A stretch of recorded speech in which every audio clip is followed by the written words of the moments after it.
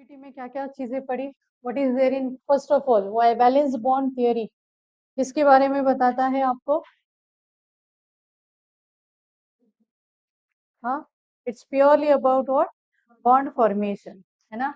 So first thing it is telling about what bond formation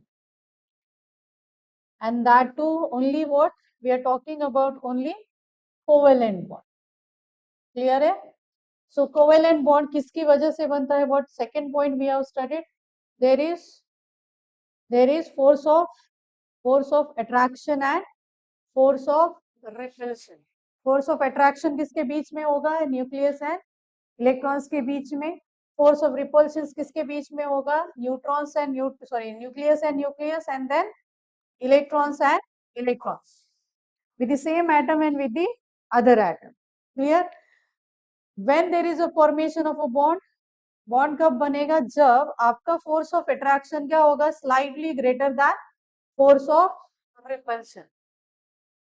ठीक है. हमने उसके बाद एक हाइड्रोजन का एग्जाम्पल देखा था. हाइड्रोजन, है ना. हाइड्रोजन के बारे में हमने कोवेलेंट बॉन्ड फॉर्मेशन पढ़ा. उसके साथ साथ हमने एक चीज पढ़ी, that is what bond enthalpy. ठीक है, बॉन्ड एंथैल्पी. एंड दूसरा क्या पढ़ा हमने? Bond dissociation enthalpy. हालांकि दोनों क्या है? दोनों सेम ही है. जब भी आप क्या करते हो, दो एटम्स को करीब लाते हो, there will be a formation of a bond. और जो बॉन्ड एंथैल्पी और जो भी एनर्जी रहेगी वो क्या रहेगी? एक्सोथर्मिक. या फिर आप बोल सकते हो कि व्हेन एटम्स फॉर्म्स मॉलिक्यूल, है ना. इस केस में क्या बोलोगे? Atoms forms molecule. तो आपका जो बॉन्ड एंथैल्पी रहेगा वो क्या रहेगा? क्या रहेगा? ये नेगेटिव. विच मीन्स दैट आपकी जो एनर्जी है वो क्या हो गई? रिलीज हो गई. समझ में आई बात? देन बॉन्ड डिसोसिएशन एंथैल्पी क्या होता है? अगर आप क्या करते हो, किसी मॉलिक्यूल को क्या करते हो, एटम्स में कन्वर्ट करते हो, तो उसका बॉन्ड क्या करना पड़ेगा? आपको ब्रेक करना पड़ेगा. और बॉन्ड ब्रेक करोगे तो आपको bond energy, bond dissociation enthalpy क्या करनी पड़ेगी? देनी पड़ेगी. मतलब वो रिएक्शन क्या होगी? एंडोथर्मिक. तो यहाँ पे एक्सोथर्मिक का मतलब होता है एनर्जी रिलीज. एक्सोथर्मिक का मतलब क्या होता है? Energy release. एंड एंडोथर्मिक का मतलब क्या होता है? Energy required to break that bond. इतनी ही चीजें थी, है ना. सो आपको और एक चीज समझ में आनी चाहिए कि whenever we are plotting a graph, है ना, तो ग्राफ किसके, कोई भी एटम रहे, सबसे पहले आपको पता होना चाहिए कि यहाँ पे ये जो ग्राफ स्टार्ट होता है, this is from the bond enthalpy या फिर बॉन्ड डिसोसिएशन एंथैल्पी का. यहाँ पे क्या रहेगा आपका? बॉन्ड डिसोसिएशन एंथैल्पी रहेगी, है ना. यहाँ पे आपकी बॉन्ड डिसोसिएशन एंथैल्पी क्या रहेगी? It will be zero. Bond dissociation enthalpy zero कब रहेगी? जब बॉन्ड्स, एटम्स के बीच में कोई बॉन्ड नहीं बना हो. So we have started this.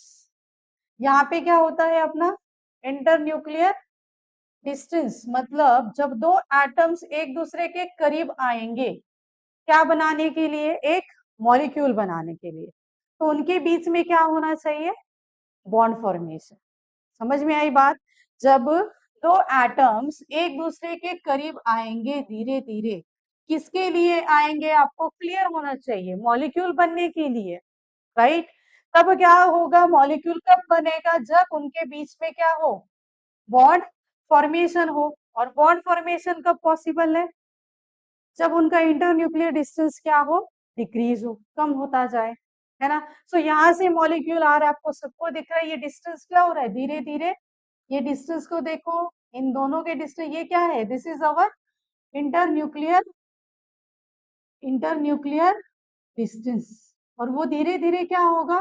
कम होता जाएगा. कितना कम होगा? जब तक आपका force of attraction is equal to force of repulsion. Comparable होना चाहिए, उसका स्लाइटली ग्रेटर देन होना चाहिए. समझ में आई बात? तो क्या होगा आपका? पहले बॉन्ड फॉर्मेशन नहीं है तो आपकी बॉन्ड एंथैल्पी ऑब्वियस काउंट ही नहीं करोगे. एक एटम की क्या बॉन्ड एंथैल्पी रहेगी? जीरो. वो एटम कोई बॉन्ड बना ही नहीं रहा है. सही है। तो यहाँ पे क्या होगा, इसीलिए हम वैल्यू क्या लेते हैं, ऐसे ऐसे जाएंगे तो वैल्यू क्या लेते हैं हम लोग, 0।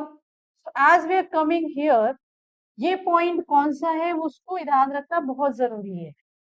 ये पॉइंट कौन सा है, जब आपका क्या बनेगा, यहाँ पे दो एटम के बीच में क्या बनेगा, बॉन्ड। दो एटम के ऑर्बिटल्स क्या हो जाएंगे, ओवरलैप। मैंने ओवरलैप कॉन्सेप्ट भी आपको पढ़ाया।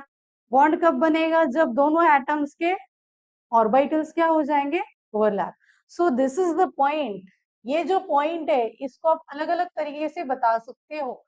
ये बॉन्ड फॉर्मेशन कंडीशन है, ये ऑर्बिटल ओवरलैपिंग कंडीशन है, ठीक है। और क्या क्या होता है इसके बीच में, अब यहाँ पे बोल सकते हो कोवेलेंट बॉन्ड फॉर्मेशन है, ठीक है। सो दिस इज द एनर्जी, इस पॉइंट पे ये जो एनर्जी हमने लिखी है एक्स पे, that will be your bond dissociation energy, ठीक है।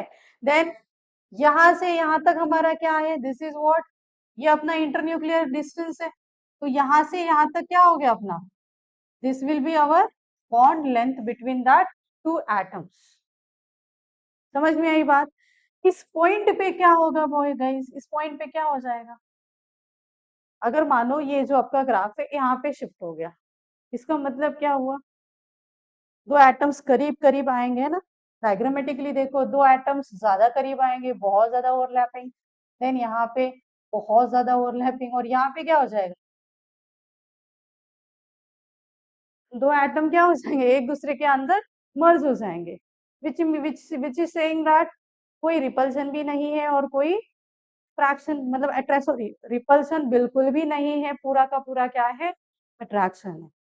And this case is never ever possible for any atom. ये आपको बहुत अच्छे से समझना है।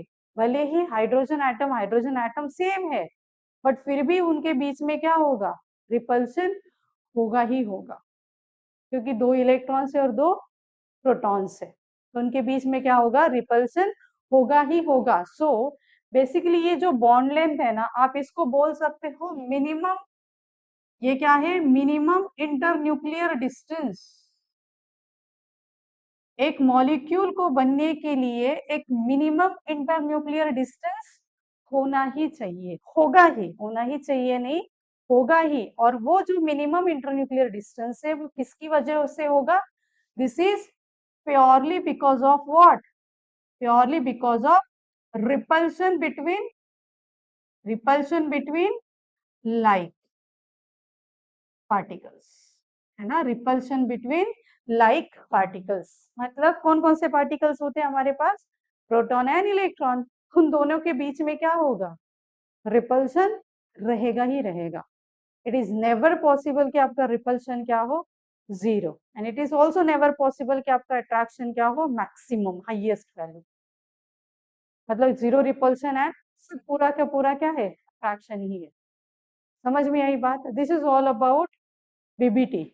ये ग्राफ आपको समझना बहुत जरूरी है, सबसे इंपॉर्टेंट है। यहाँ पे एटम एक दूसरे के करीब करीब आ रहे हैं, then point is coming whenever there is a perfect overlapping at which bond formation is happening and the two atoms are keeping the minimum internuclear distance between them, which is called as a bond length।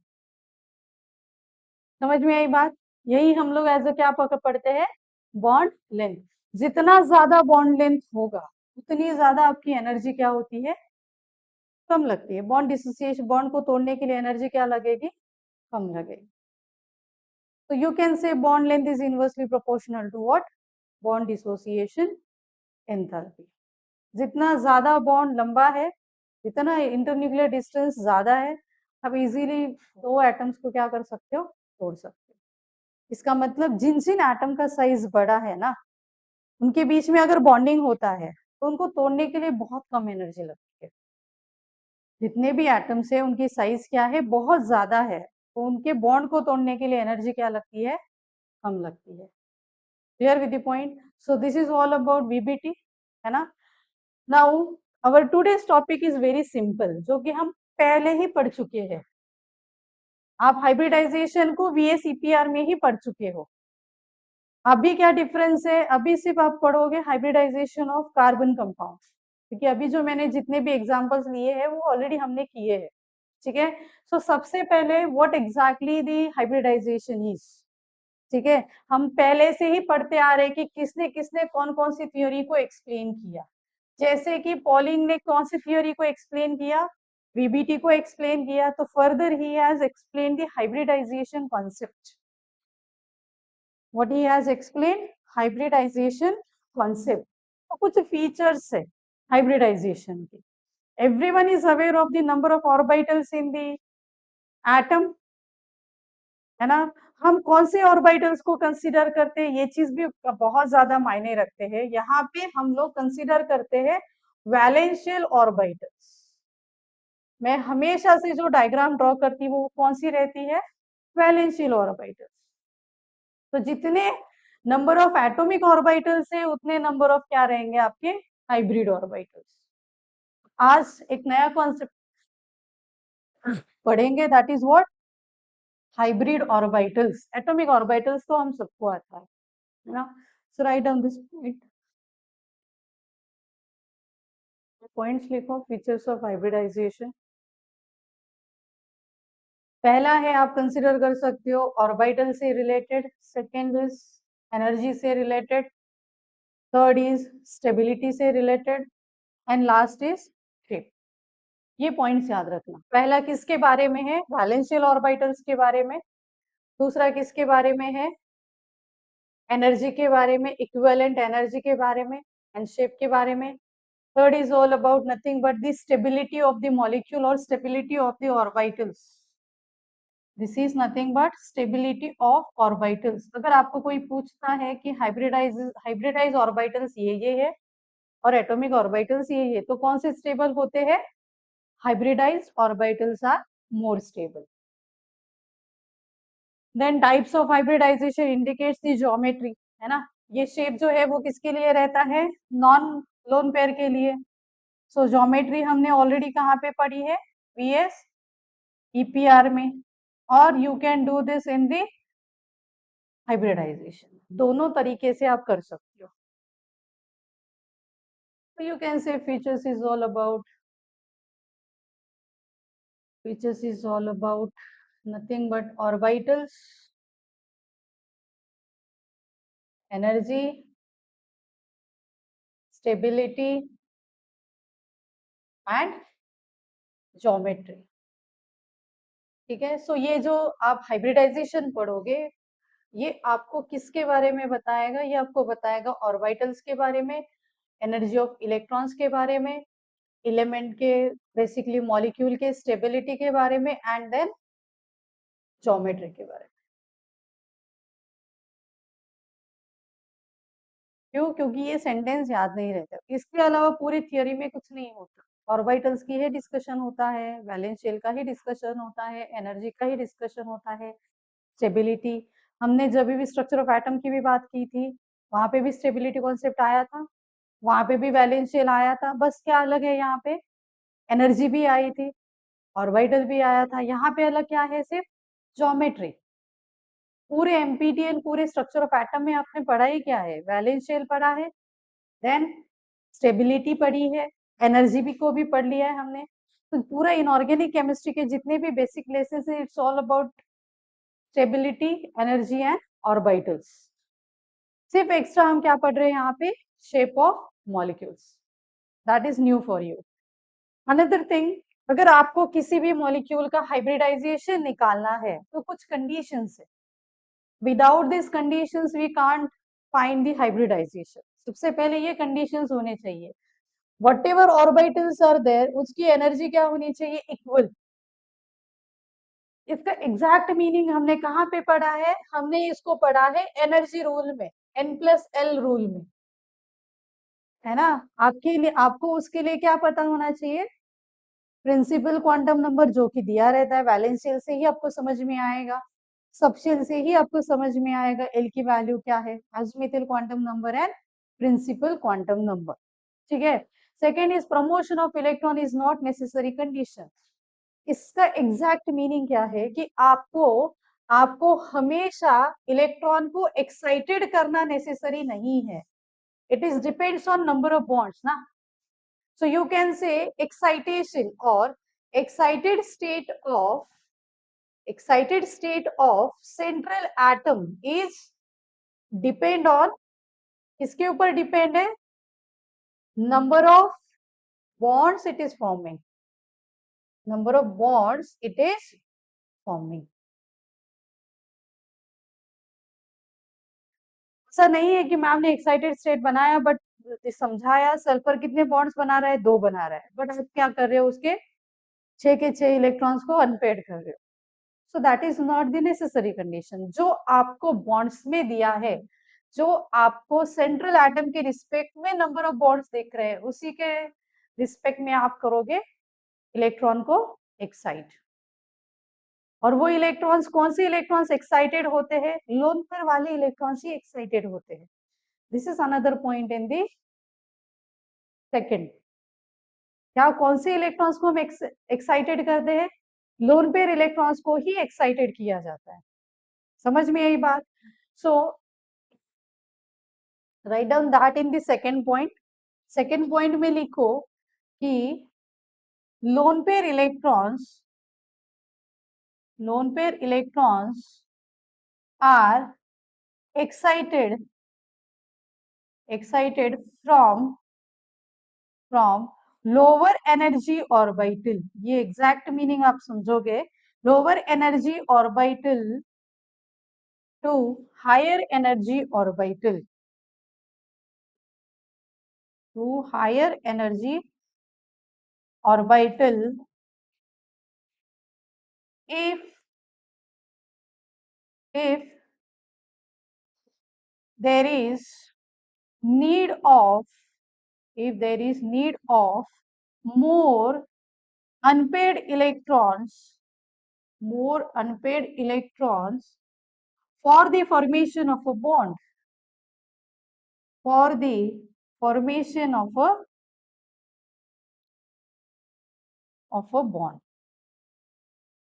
ठीक है. So you can say bond requirement will decide the excited state. In short, you can say bond requirement. This bond requirement will decide the excited state.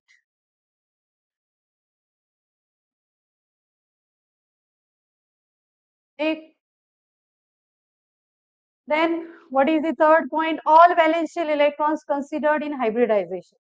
कौन कौन से electrons होते हैं वैलेंशियल में? Unpaired है, lone pair. Unpaired कहाँ पे जाते हैं? बॉन्ड पेयर में.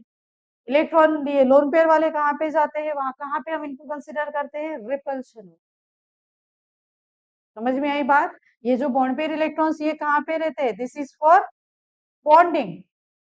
और अगर कोई लोन पेयर बचा तो ये कहाँ पे हम कंसिडर करते हैं? रिपल्शन में, या फिर finding out the geometry of a molecule.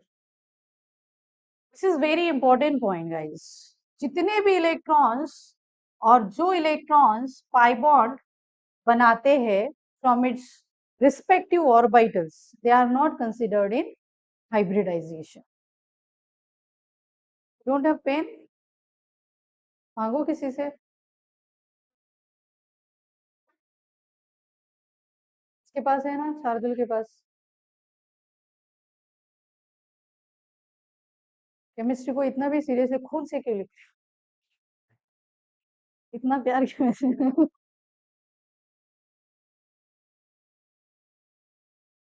Done. आपको हाइब्रिडाइजेशन के बेसिक पॉइंट समझ में आए क्या? फीचर समझ में आया? Why we are studying hybridization? For orbitals, then stability, energy and geometry. आपको ये चारों पॉइंट्स पूछेंगे. And the requirements are equal energy, जो पहले वाला ही टॉपिक है. then promotion of electron, lone pair electron consideration, and pi bond electrons non consideration. उसको consider नहीं करना है hybridization में. So this is for what, ये अल्कीन्स एंड अल्काइंस के लिए आएगा, ठीक है, अलग से हम पढ़ेंगे अल्कीन्स एंड अल्काइंस। हो गया, ऑल पॉइंट्स डन, लिखो स्पीड में, लिखा क्या सब पॉइंट्स आगे? हो गया। So let's start with the types of hybridization. So basically, with respect to hybridization of S and P, this is not O, S and P orbitals. ये तो आप पढ़ चुके हो, है ना? कौन कौन से टाइप्स है?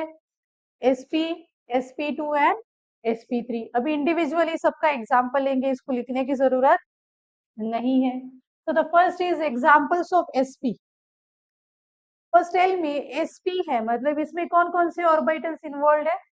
One s orbital and another is p orbital. So we will take directly example, ठीक है? तो पहला एग्जांपल है BeCl2। So can you identify the central atom here? कौन सा सेंट्रल एटम है यहाँ पे? This is your central atom, this is your surrounding atom.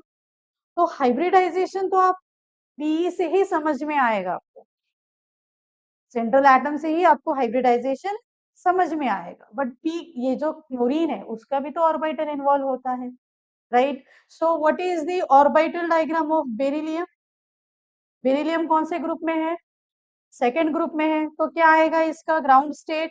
As 2s2 and this 2p will be empty, सही है। What about beryllium in excited state? अभी यहाँ पे नेसेसरी क्या है? दो बॉन्ड्स बन रहे हैं, तो आपको दो इलेक्ट्रॉन्स को क्या करना है? अनपेड करना है। तो क्या करोगे यहाँ पे? एक्साइटेड करोगे। सो गाइज यहाँ से तो आपको समझ में आ गया कौन सा ऑर्बिटल लगेगा यहाँ पे सेंट्रल एटम का? S and P orbital.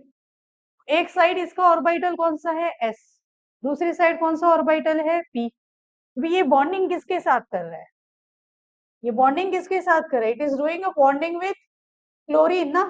Chlorine का इलेक्ट्रॉनिक कॉन्फ़िगरेशन क्या है? This is 3s2 and 3p5। अभी हमें यहाँ पे समझना है क्लोरीन का orbital diagram. So this is guys 3s2 and this is what? कौन सा है ये? 3p5। Which orbital is responsible for the bonding guys? कौन सा ऑर्बिटल रिस्पॉन्सिबल है बॉन्डिंग के लिए? Z orbital. ये क्लियरिटी आपको होनी चाहिए। मॉलिक्यूल तो बहुत सिंपल है, but the if they are asking the question भाई क्लोरीन का कौन सा ऑर्बिटल रिस्पॉन्सिबल है फॉर द हाइब्रिडाइजेशन, तो याद रखना है अनपेयर्ड। कितने क्लोरीन एटम्स लगे हैं बेरिलियम को? दो क्लोरीन एटम्स लगे हैं, तो दोनों के क्या रहेंगे? pz orbital. समझ में आई बात? ठीक है, अभी बात करते हैं हम लोग शेप ऑफ ऑर्बिटल्स की। ये जो सेंट्रल एटम है, सेंट्रल एटम का कौन कौन सा ऑर्बिटल रहेगा? कैन आई से एटॉमिक ऑर्बिटल कौन कौन से रहेंगे? कौन कौन से एटॉमिक ऑर्बिटल रहेंगे? एक रहेगा s, एक कौन सा रहेगा? s। अभी आपको एक्सिस समझ में आएगा, हमें कौन सा इंटरन्यूक्लियर एक्सिस हमेशा कंसिडर करना है? z। ये कौन सा रहेगा? इसको कुछ भी कंसिडर करो, x कंसिडर करो, this is what? y consider करो। This is the first thing you have to understand. यही है अप्रोच, आपको उस ऑर्बिटल का किसके रिस्पेक्ट में ओरिएंटेशन लिखना? एक्सिस के रिस्पेक्ट में ओरिएंटेशन बनाना, सही है? Clear? Then we have another orbital. और दूसरा कौन सा एटॉमिक ऑर्बिटल इन्वॉल्व है इसमें? Tell me this. ये 2s हो गया, ये कौन सा है? ये कौन सा है? px। ये कौन सा है? px। ठीक है, अभी बात करते हैं px ऑर्बिटल की।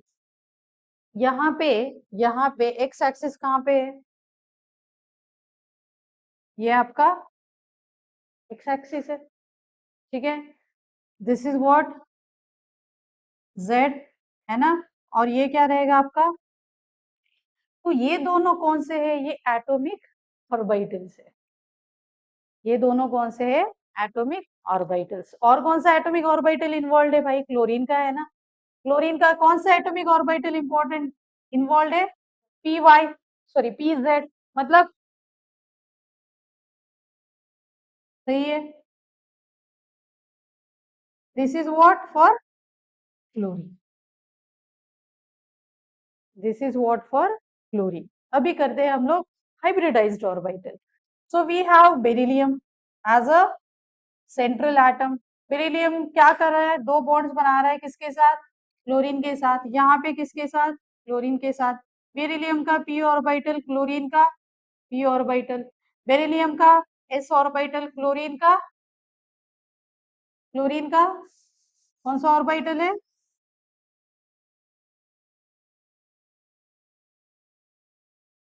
P orbital. ठीक है, ये बहुत माइक्रो लेवल पे क्वेश्चन हो गया, नेसेसरी नहीं है, but if they are asking, अगर उन्होंने ऑर्बिटल्स दिए, सिर्फ ऑर्बिटल डायग्राम दिए, तो आपको क्लिक होना चाहिए कि ऑर्बिटल डायग्राम सही है या नहीं है फॉर दी बॉन्डिंग। समझ में आई बात। यहाँ पे पी एक्स है, मानो यहाँ पे उन्होंने ऐसे दिया होगा, जेड का दिया होता तो इनकरेक्ट।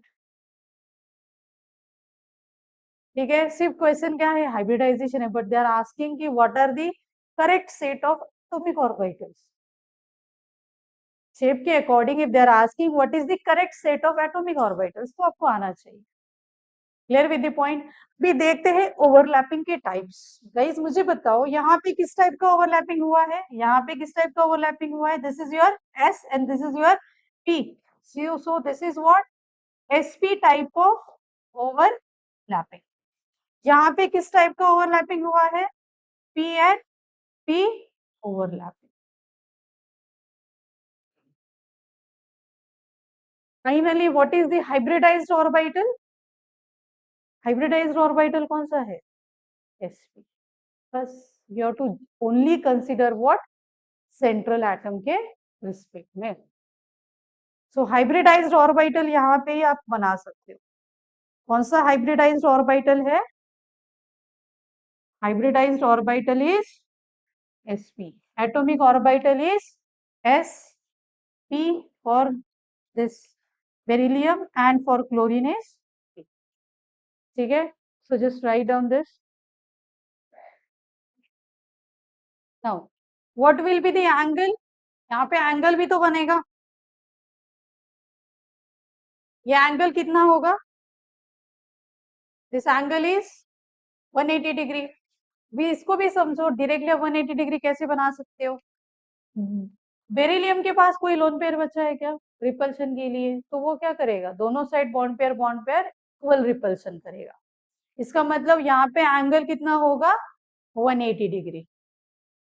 180 डिग्री है, मतलब आपका मॉलिक्यूल का शेप, क्या ना इसे shape and geometry, shape and geometry क्या होगी आपकी, लीनियर। समझ में आई बात, shape and geometry is linear. ये सही तरीके से ड्रॉ करो। दिस इज व्हाट, यहाँ पे लिखना, हाँ ये क्लोरीन एटम है, chlorine atom atomic orbitals. The question will be like the correct set of bonding orbitals, correct set of bonding orbitals. उस टाइम पे ये आपका एक्सिस के बेसिस पे आना चाहिए आपको। पेरेंट्स गेला का तो मुलगा,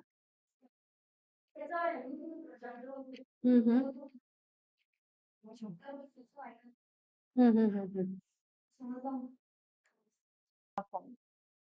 सो डन हो गया सबका।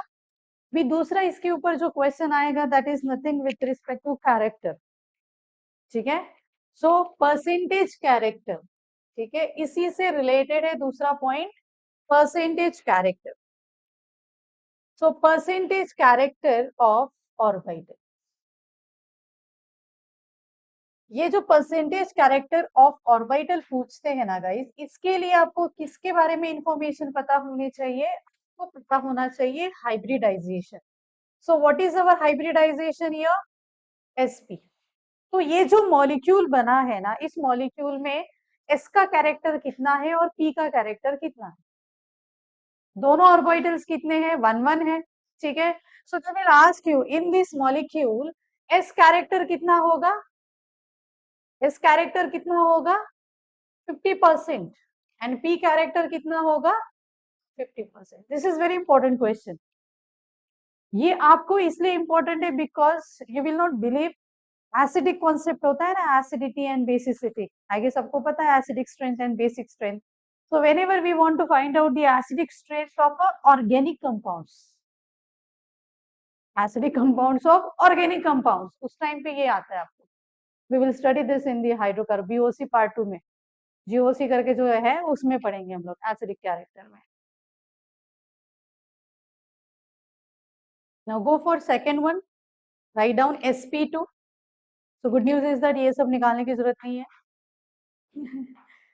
जैसे जैसे थोड़ा कॉम्प्लिकेशंस में जाते हैं तो ऑर्बिटल्स की जरूरत नहीं होती, वो आप इसके बेसिस पे याद रखना. हाँ, everyone is clear with the x axis y axis and z axis, right? जैसे अगर इस कॉर्नर को पकड़ के आप लोग इस कॉर्नर को पकड़ो वहां पे, so if I am consider that is y axis, right? If I am consider this as x axis, तो वो क्या होगा जेड एक्सिस. तो अगर किसी एक को एक्सिस पकड़ते हो तो बाकी दो को क्या कंसीडर करोगे परपेंडिकुलर टू दैट एक्सिस. और हमेशा इंटरन्यूक्लियर एक्सिस कौन सा पकड़ना है हमें जेड एक्सिस. ठीक है. We will go for the second type, that is sp2. Already we have done one example on this, but इतना डिटेल में नहीं किया था. So we have example PCl3. What is the central atom here?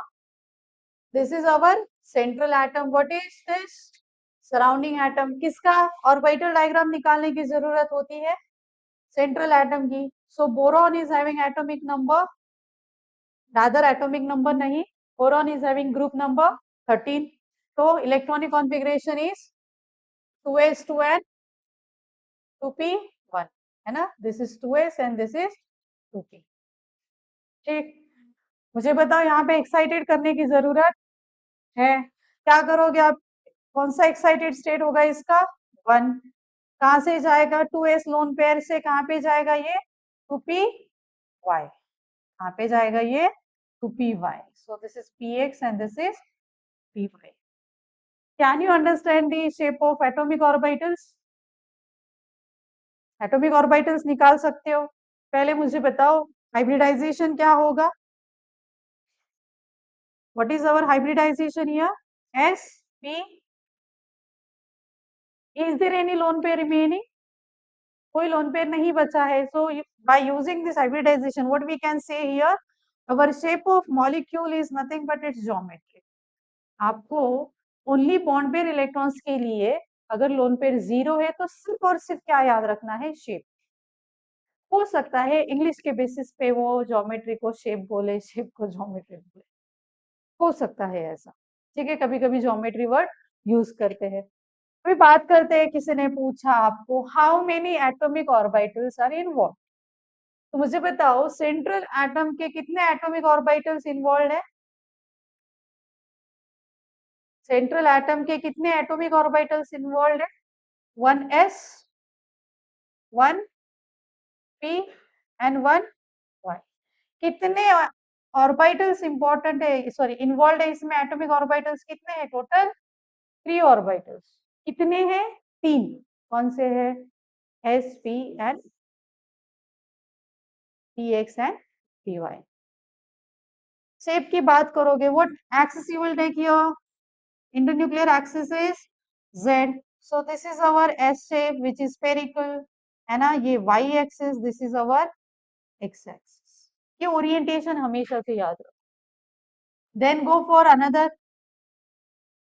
कौन सा orbital लिया है हमने यहाँ पे? px. This is our y, this is our x. Then तीसरा डायग्राम कौन सा आएगा आपका? कौन सा आएगा? ये वाला आएगा. कौन सा एक्सिस है ये? y. This is z. This is x. So these are the atomic orbitals which are involved in the hybridization, which are involved in the bonding. Clear? Now we'll go for the shape. So molecule, हमारे molecule में central atom कौन सा है? Boron. उसके पास कौन कौन से orbital, कितने बॉन्ड बना रहे हैं ये, 1 2 एंड 3। क्या सब लोग ये समझे कि repulsion is equal, bond pair ही है। कौन से पेयर्स प्रेजेंट है यहाँ पे, if I am asking you कौन से इलेक्ट्रॉन पेयर्स प्रेजेंट है, electron pairs present in this, electron pairs कितने हैं टोटल, 3। कौन से है ये, सिर्फ बॉन्ड पेयर इलेक्ट्रॉन। तो repulsion will be equal, repulsion equal है तो आपका एंगल क्या रहेगा, 360 divide by 3, so that is 120 degree. इसमें से बोरॉन का एक ऑर्बिटल कौन सा है, एस, तो कौन से है, पी के। क्लोरीन का तो बाय डिफॉल्ट कौन सा आता है हमारा, P.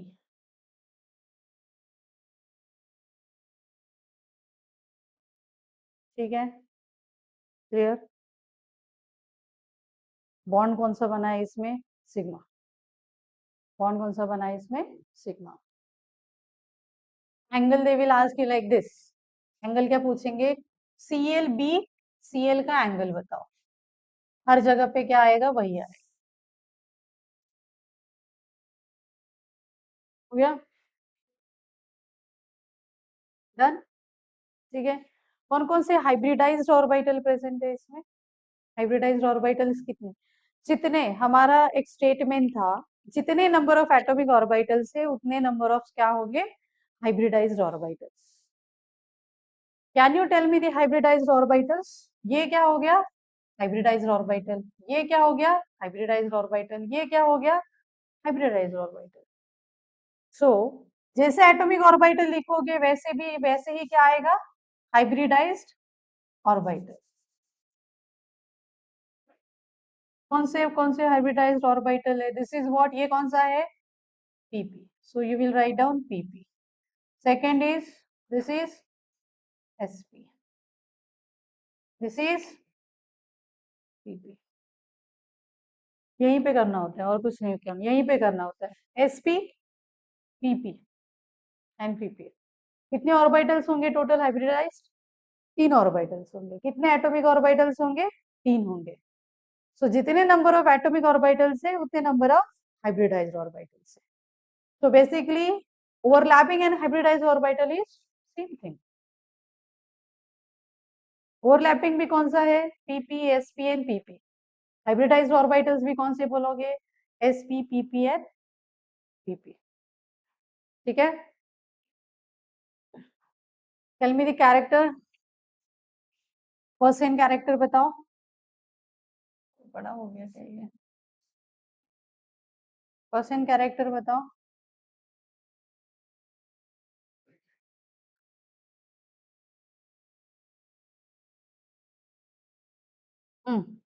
First character of s कितना आएगा, क्या है, sp2 ना, तो क्या s कितना है, 1 डिवाइड बाई 3 मल्टीप्लाई बाय 100।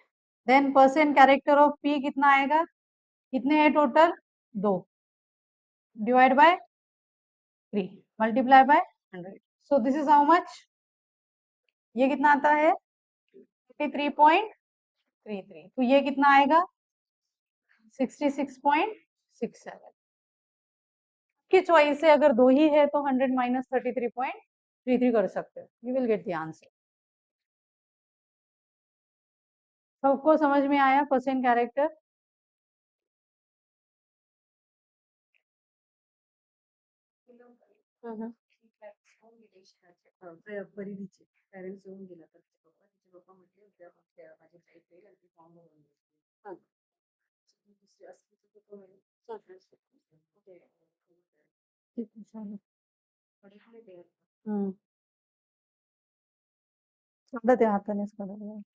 हो गया। So shall we go for the third type,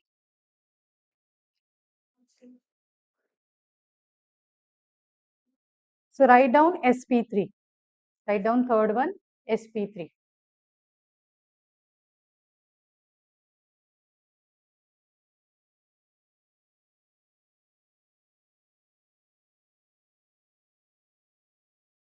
कैसा हो लगे,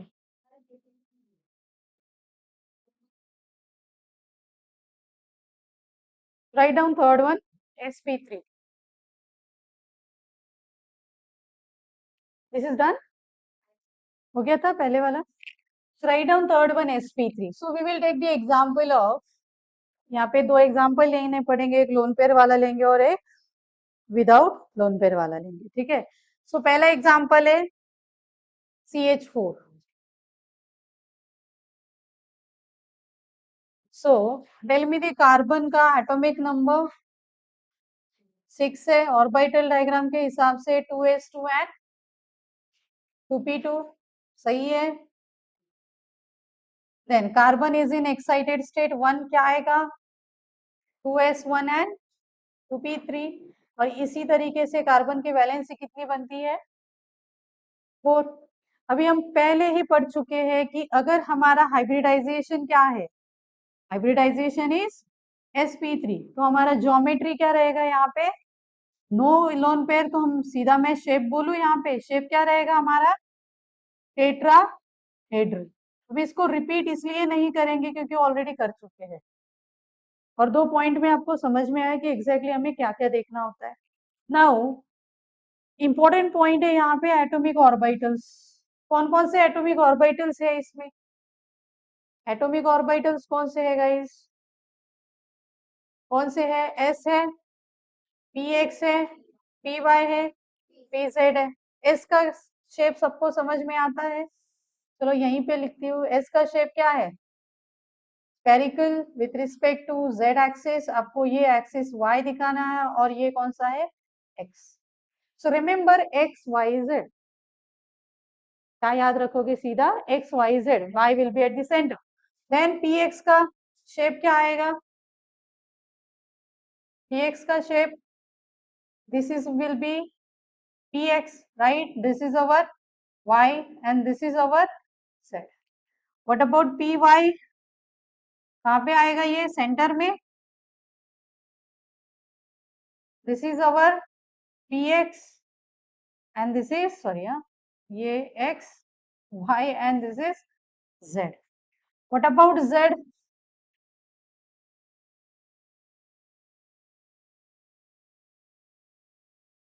This is our z. So x axis and y. क्या सबको ये डायग्राम समझ में आ रहे हैं क्या अभी? तो how many atomic orbitals are involve? आप यहां से भी बता सकते हो, बट अगर माइक्रो लेवल पे पूछा कि p ऑर्बिटल में से भी कौन सा है, तो वो स्पेसिफिक पता होना चाहिए और वो ऑर्बिटल डायग्राम से ही आएगा. बट अगर उन्होंने ऑर्बिटल डायग्राम की जगह पे आपको ये दिया and if they are asking find out the electronic configuration of valence shell, पूछ सकते हो क्या? ये सेट ऑफ ऑर्बिटल्स है, इसके बेसिस से उन्होंने क्या पूछा आपको? ये बताओ, ऑर्बिटल डायग्राम बताओ. शेप दिया है एंड ऑर्बिटल डायग्राम बताओ. फिर आपको आना चाहिए भाई, ये है तो कार्बन ही है ना. वहां पे आपको वैलेंस शेल भी देंगे, यहाँ पे देंगे वो. ये किसका है? ये 2s है, ये 2px है, ये 2py है, ये 2pz है. Then find out the orbital diagram. तो आपको आना चाहिए 2s1, ये px, py एंड pz आना चाहिए आपको. दोनों तरीके से आपको ये समझना है कि atomic orbital with respect to shapes and atomic orbitals with respect to orbital diagram. कोई भी आ जाए, कोई भी सेट आ जाए, आप आइडेंटिफाई कर लो. लियो. Now what is remaining? Percentage character. ठीक है. इसका हाइब्रिडाइजेशन के लिए हमें, हाइब्रिडाइज्ड ऑर्बिटल के लिए हमें डायग्राम ड्रॉ करना पड़ेगा. So will draw it, no worries. अब वो तो यहाँ पे भी कर सकते हो.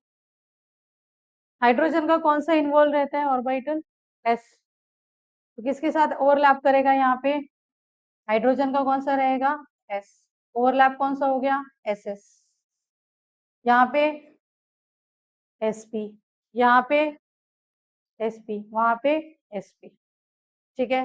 परसेंटेज कैरेक्टर ऑफ s बताओ मुझे कितना आएगा? 1/4 इंटू 100 कितना हुआ? 25%. तो परसेंटेज कैरेक्टर ऑफ p कितना हो गया? 3/4 into 100, that is 75. So you can do this. 100 minus 25 is equal to 75. This is percentage character involved in the hybridization.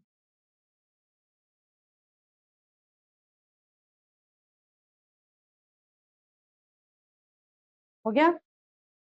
Now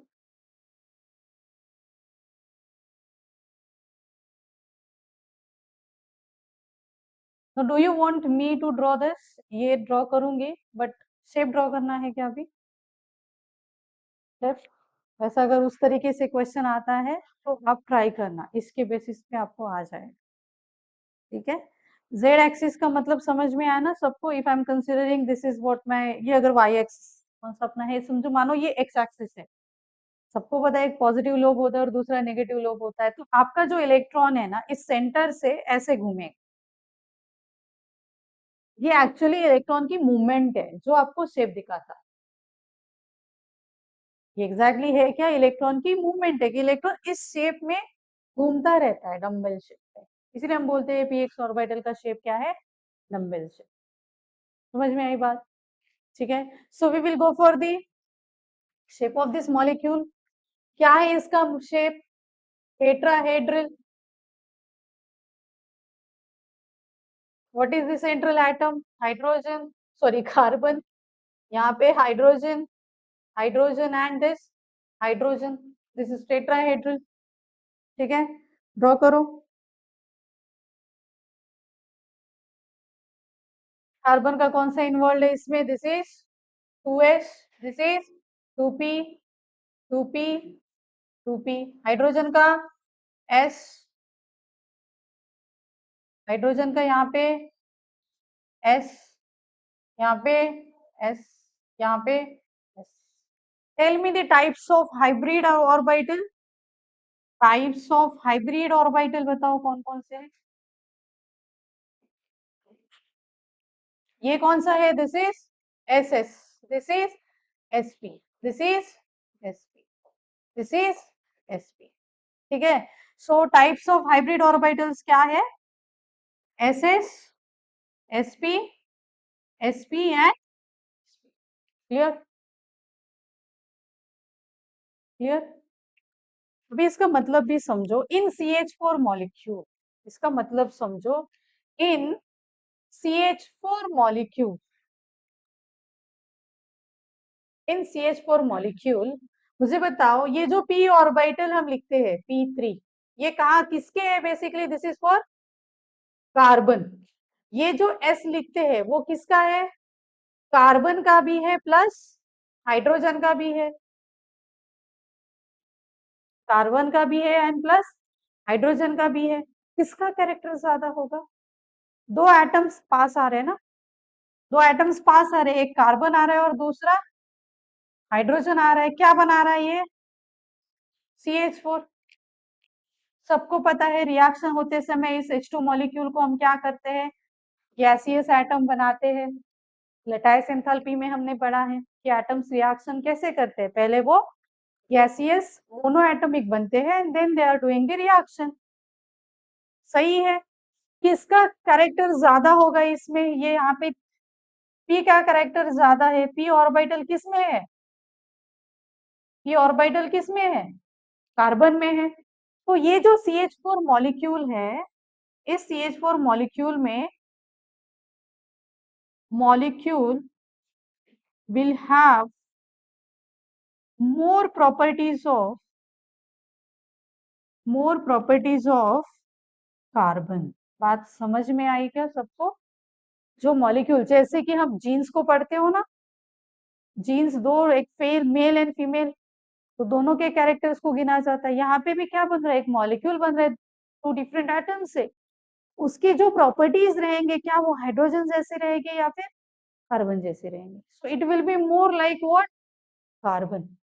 उसमें कार्बन के 75% सब कैरेक्टर्स आ जाएंगे, हाइड्रोजन के कितने कैरेक्टर्स रहेंगे? सिर्फ 25%। ये उसका मीनिंग है, ठीक है? Then go for another. और कौन कौन से एग्जाम्पल्स है इसमें?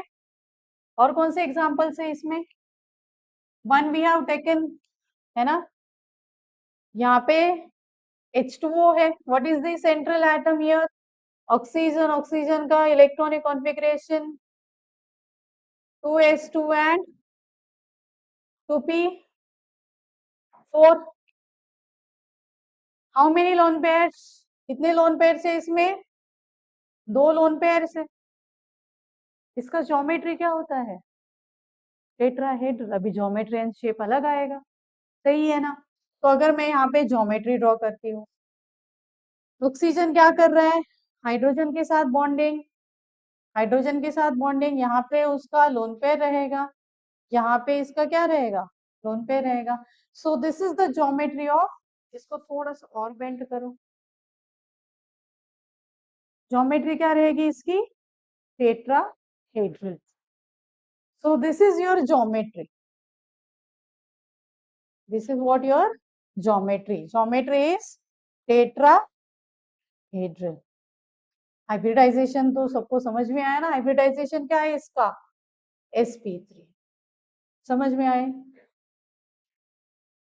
लोन पेयर और लोन पेयर के बीच में एंगल कितना होगा? More than 120। लोन पेयर और लोन पेयर के बीच में एंगल कितना होगा? More than 120। यहाँ पे if I M considering this is what, ये एंगल अपना कितना है? दिस इज 105 लिख सकते हो या फिर 104.5, है ना? उसको स्पेसिफिक लिखो, 104.5 बेंड स्ट्रक्चर में। क्लियर? हाइड्रोजन के केस में कितना था? CH4 के केस में कितना था? Do you have any idea? CH4 के केस में कितना था? तो वो एंगल रहता है 109.28। ठीक है, हम कंपैरिजन करेंगे, अभी एंगल भी समझ में आएगा आपको अच्छे से। ठीक है, so if I'm considering CH4 molecule, carbon,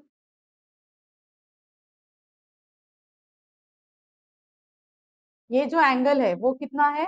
109.28 degree, जबकि यहाँ पे एंगल कितना है? 104.5 डिग्री। किसकी वजह से? लोन पेयर क्या करता है? उसको दबा देता है। ये एंगल आइडियली अगर बेंड शेप है ना तो ये 109.28 ही देगा, बट ये क्या करता है? लोन पेयर इसको दबा देता है। कितने लोन पेयर से यहाँ पे टोटल? 2 लोन पेयर से, तो एंगल बहुत कम हो जाएगा, एंड दैट इज व्हाट 104.5। अगर आपका कहीं भी sp3 हाइब्रिडाइजेशन आता है और आपको कोई आप पूछता है एंगल कितना है, तो you should think about first, क्या सिर्फ बॉन्ड पेयर है? ओनली बॉन्ड पेयर है तो डायरेक्टली बोलोगे एंगल कितना है? 109.28।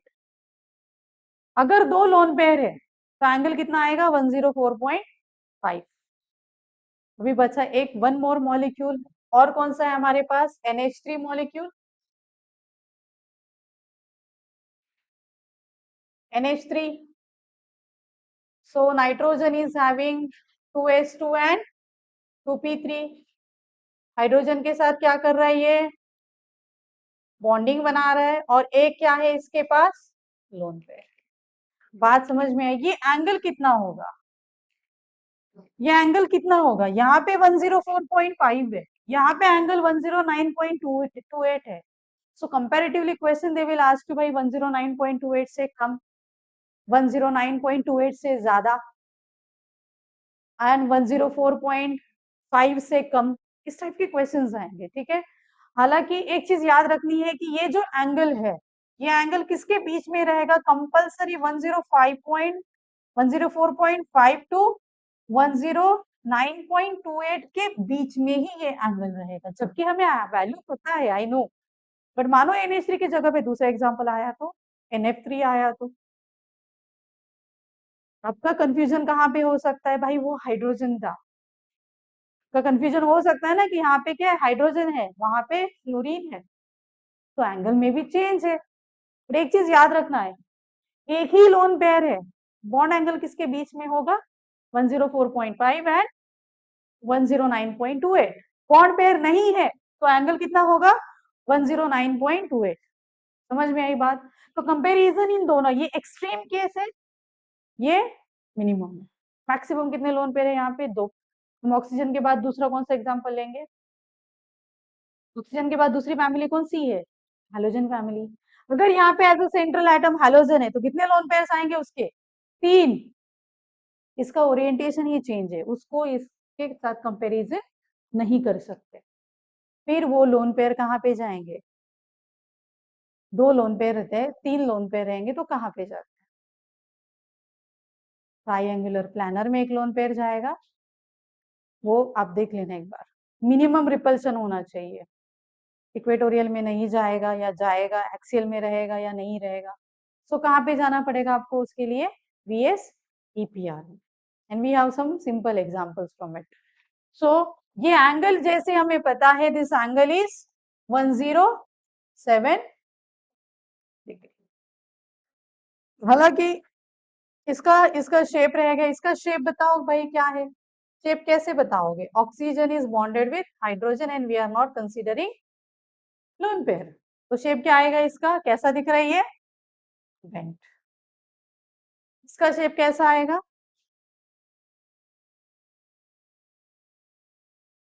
टेट्राहेड्रल। कितने बॉन्ड्स है इसमें? 4। तो इसका शेप क्या रहेगा? है ही नहीं बॉन्ड पे, राइट? तो इसका शेप क्या रहेगा? टेट्राहेड्रल। कोई टीचर गुस्से में मतलब गुस्से में ऐसे पूछेगा ज्योमेट्री क्या है? भाई टेट्राहेड्रल ही है, वी नो दैट। ज्योमेट्री भी सेम है और शेप भी सेम है। What about here?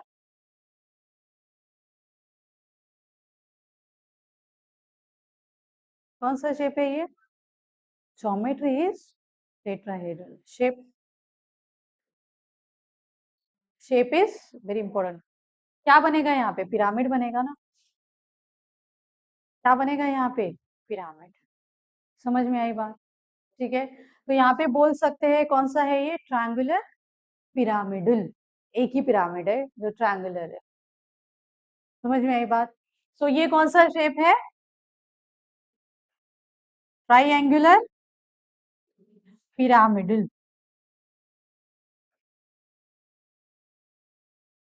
And tetrahedral क्या है?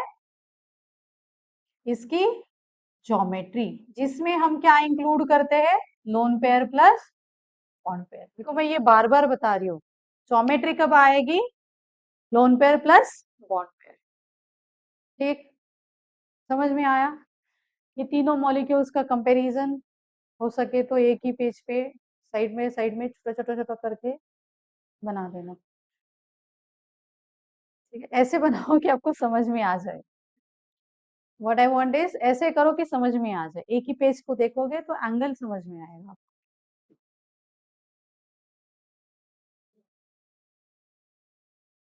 डन।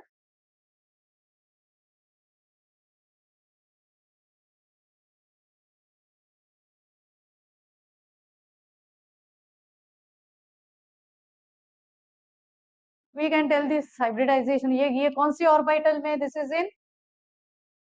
इज इन एस, है ना? This is in p, this is in p, this is in p. Basically ये शेप जो बनाएगा,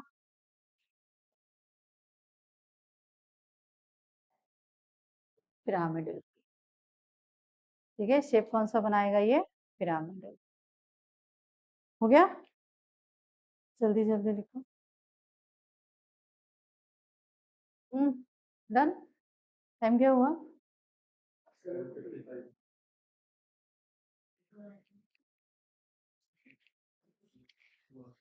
Okay, so hybridization of carbon compounds.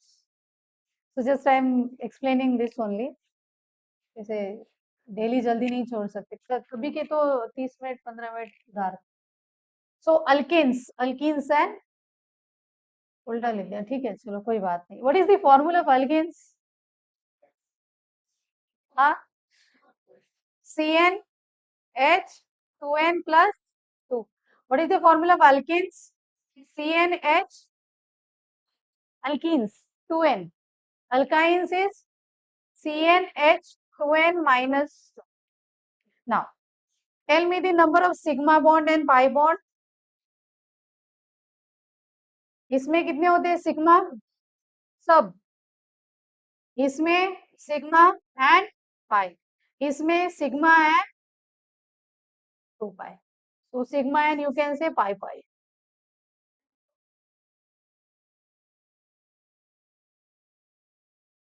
एक पैर के बिना इंडिपेंडेंट है, ये एक लंगड़ा है और ये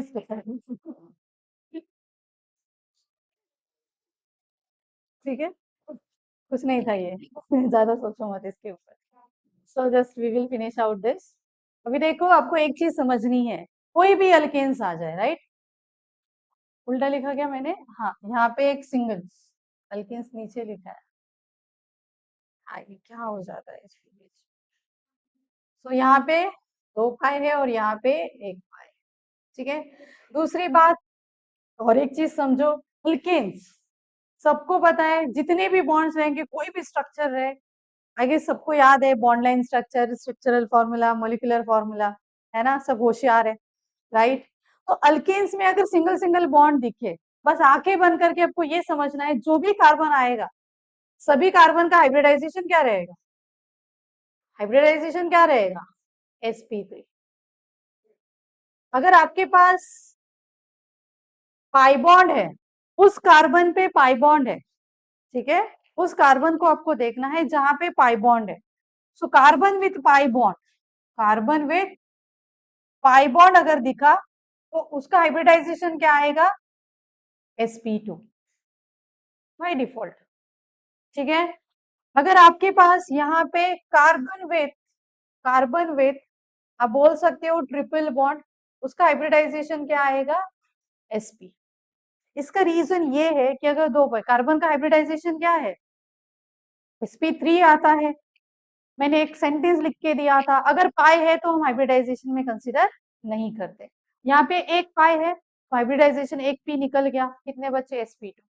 यहाँ पे 2 पाई है, कितने कौन से निकल गए? 2 पी निकल गए, क्योंकि पाई बॉन्ड किस में बनता है? px है py के लिए, pz कोई पाई बॉन्ड नहीं बनाता. It's very important. So if anyone is asking you in the sp hybridisation, कौन सा p ऑर्बिटल इन्वॉल्व है? pz. भाई, कौन सा ऑर्बिटल इन्वॉल्व है? pz. So you have to be very specific. pz, क्योंकि pz हमेशा pz क्या करता है? ऑलवेज, ऑलवेज, यहाँ पे एक सेंटेंस ही लिखो, always pz forms pz forms only sigma bond. ये कभी भी पाई बॉन्ड नहीं बनाता. दूसरी बात, ये एक पॉइंट आपको याद रखना है. दूसरा पॉइंट ये है, डू नॉट कंसीडर ऑर्बिटल्स